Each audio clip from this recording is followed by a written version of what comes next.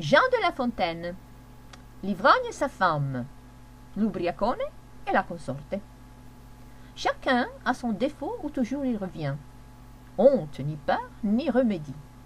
Sur ce propos, d'un conte il me souvient, je ne dis rien que je n'appuie de quelque exemple. Ognuno ha un suo vizio in cui ricade spesso, vergogna né timore ne rimediano lo scempio.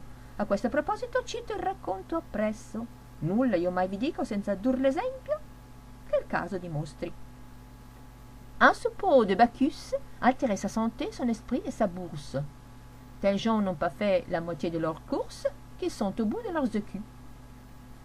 Un discepolo di Bacco si rovinava la sua salute, l'anima e la borsa.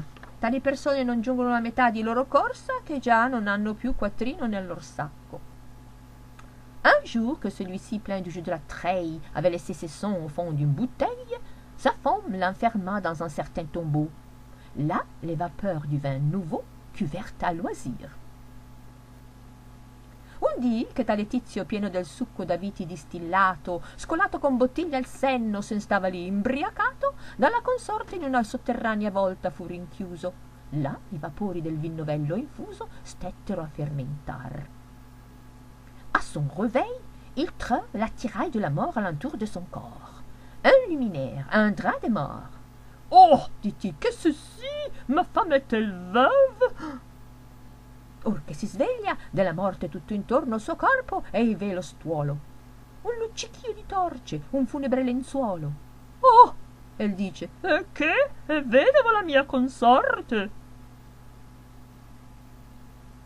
Là-dessus, son épouse, en habit d'Alecton, masquée et de sa voix contrefaisant le ton, vient au prétendu mort, approche de sa bière, lui présente un chaud d'eau propre pour Lucifer.